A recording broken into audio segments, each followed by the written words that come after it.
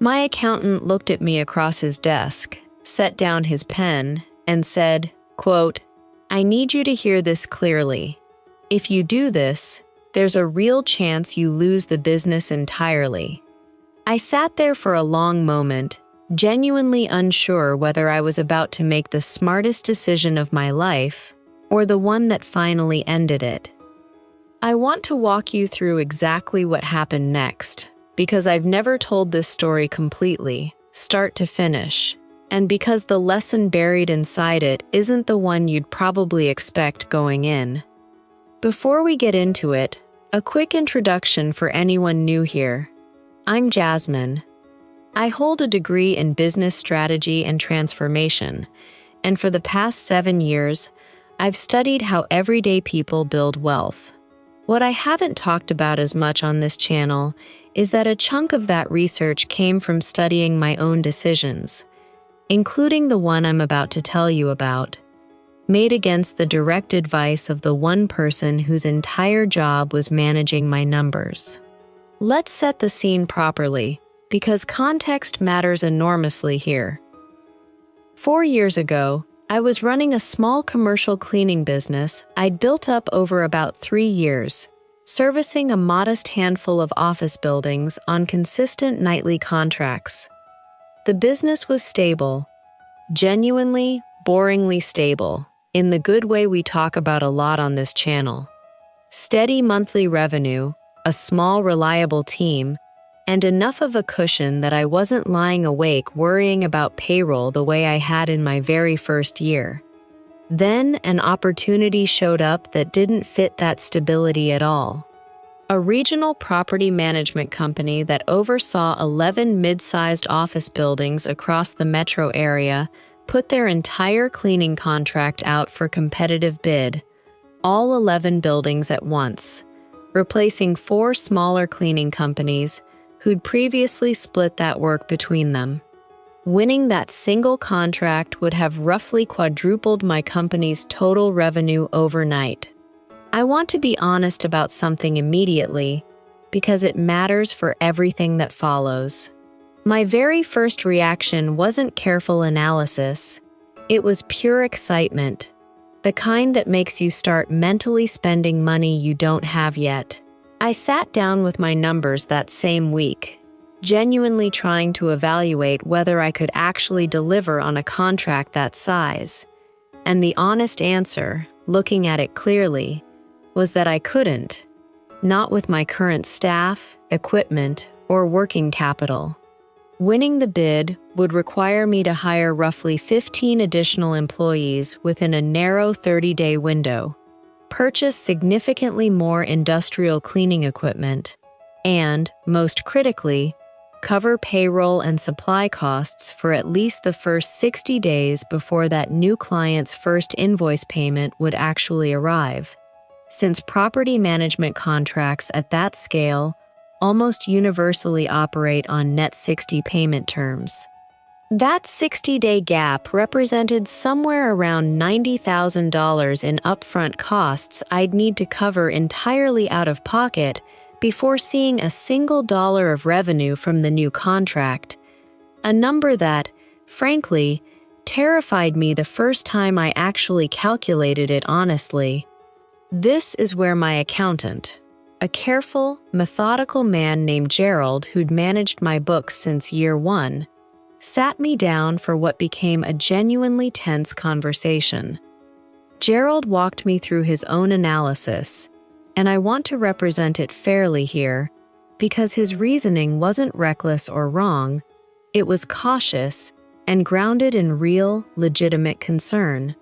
He pointed out that my existing cash reserves covered only about $40,000 of that $90,000 gap, meaning I'd need to either take out a significant business loan or personally guarantee a substantial line of credit to cover the remaining $50,000. He reminded me, correctly, that if the new client was even moderately late on that first payment, a real possibility given how large organizations often handle invoicing, I could find myself unable to make payroll for 15 new employees, which would not only threaten the new contract, but potentially cascade backward and damage my existing, stable client relationships if my core team became distracted or destabilized by a cash crisis. That's when he said the words I opened this video with. If I did this, there was a real chance I lost the business entirely. The stable, boring, reliable business I'd spent 3 genuinely difficult years building from absolutely nothing. I want to sit with that moment honestly for a second, because I think the way this kind of story usually gets told skips over how genuinely convincing Gerald's argument was in the room that day. This wasn't some overly cautious advisor reflexively saying no to anything ambitious. This was a man who understood my business's numbers better than almost anyone else alive, laying out a specific, quantified, entirely legitimate risk with real math behind it, not vague nervousness. I left his office that day genuinely leaning toward declining the bid entirely. Here's what actually changed my mind, and it wasn't stubbornness or blind confidence, even though I'll admit some of both were probably present. Over the following week, I did something Gerald's analysis hadn't fully accounted for, because it wasn't strictly a financial question. I called the property management company directly and had an unusually candid conversation with their facilities director about their actual payment practices, rather than relying purely on the standard net 60 terms listed in the boilerplate contract language. She told me something genuinely useful, that while their formal terms were net 60, they maintained a strong internal reputation for paying vendors closer to day 40 in practice, specifically because chronic late payment had caused them real vendor relationship problems in the past that their leadership had explicitly worked to fix. That conversation shrank my actual expected cash gap from an assumed $90,000 down to something closer to $60,000 in realistic terms, a meaningful difference, though still a genuinely significant sum relative to my existing $40,000 reserve. I also did something else Gerald's original analysis hadn't included, because I hadn't given him the full picture the first time we talked. I negotiated directly with the contract itself, requesting and ultimately receiving a modified payment structure specifically for the initial 90-day transition period. A request the property management company was surprisingly willing to accommodate, since they clearly wanted the transition handled smoothly and had genuine incentive to help make that happen. That negotiated structure included a meaningful upfront mobilization payment, covering roughly a third of my estimated startup costs, paid immediately upon contract signing rather than after service delivery, specifically intended to help new vendors cover exactly the kind of transition costs I was worried about. I want to pull out a genuinely useful lesson here, because it's easy to miss if you're only following the emotional arc of the story. Gerald's original numbers weren't wrong. They were accurate, given the information he had in front of him at the time. What changed wasn't the math. What changed was the information feeding into the math, gathered through direct conversation and negotiation, rather than simply accepting the boilerplate terms as fixed and unchangeable. That's a meaningfully different thing than simply ignoring sound financial advice out of confidence or ego, and I think that distinction genuinely matters if you're ever standing in a similar moment yourself someday. I went back to Gerald with the updated numbers, the real expected payment timeline based on actual practice rather than boilerplate terms, and the negotiated mobilization payment covering roughly $30,000 of my upfront costs. His reaction, and I respect him enormously for this, wasn't defensive or stubborn about his original position. He recalculated honestly with the new numbers and told me, plainly, that the picture had changed meaningfully enough that the decision was now, in his words, a reasonable calculated risk rather than a reckless one. I want to be fully honest about what happened next, because this isn't a clean, easy success story from this point forward, and I don't want to pretend it was. I won the bid. I hired 15 new employees within that narrow window, and the first 6 weeks were genuinely, brutally difficult in ways I hadn't fully anticipated, even with all my careful planning.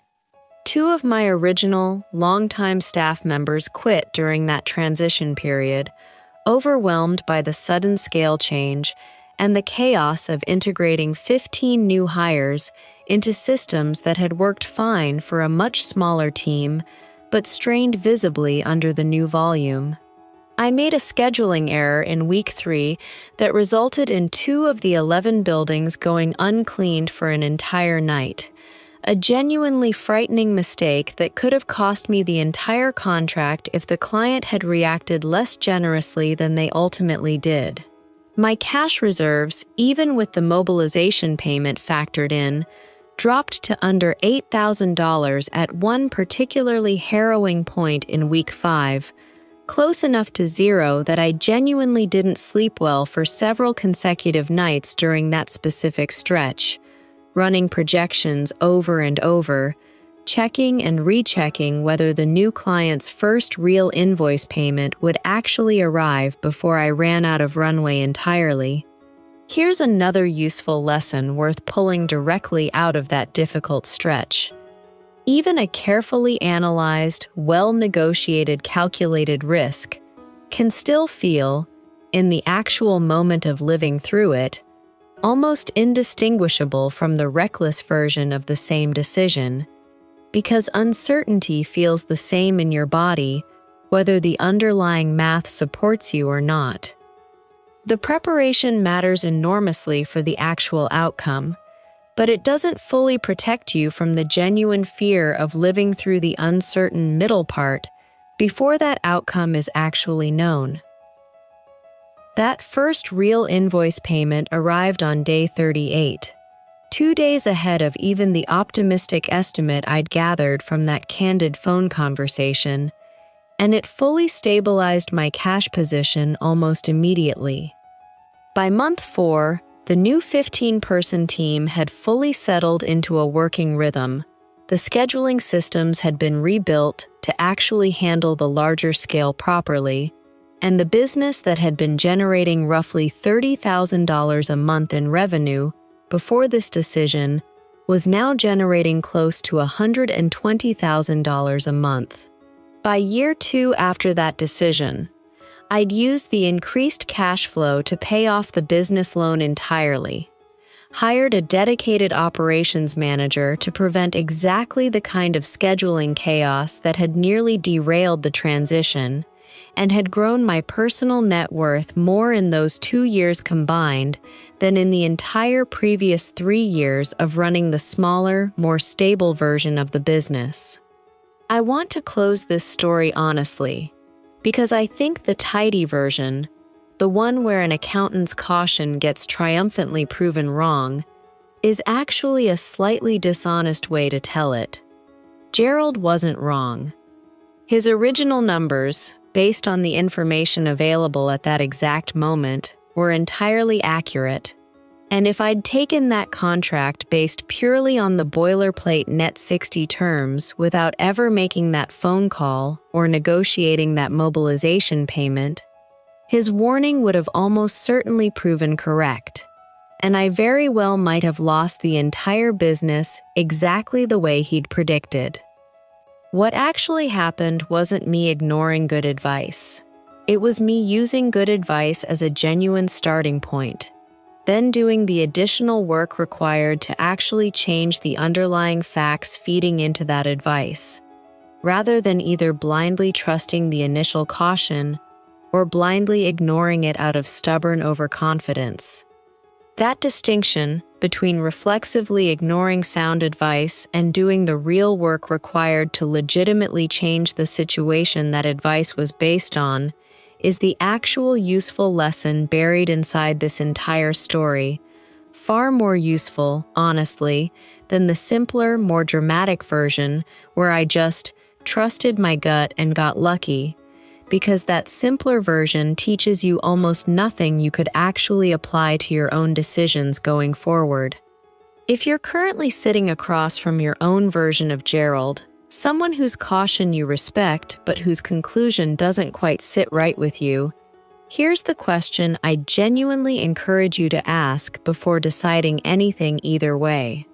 Is there additional real information you could gather through a direct conversation, a negotiation, or genuine additional research that might actually change the underlying numbers feeding into that advice, rather than simply deciding whether to trust the advice or ignore it as it currently stands? Because in my direct experience, that third option, doing the work to legitimately change the facts rather than just picking a side in the disagreement, is almost always available and almost always overlooked, precisely because it requires more effort than either blind trust or blind defiance. If you made it this far, tell me in the comments about a time someone gave you cautious advice that turned out to be right, or a time you found a legitimate way to change the underlying facts instead of simply ignoring the caution. If this video gave you a more honest way to think through a risky decision you're currently facing, hit like so it reaches more people, and subscribe for more videos like this every week. I'm Jasmine, and I'll see you in the next one.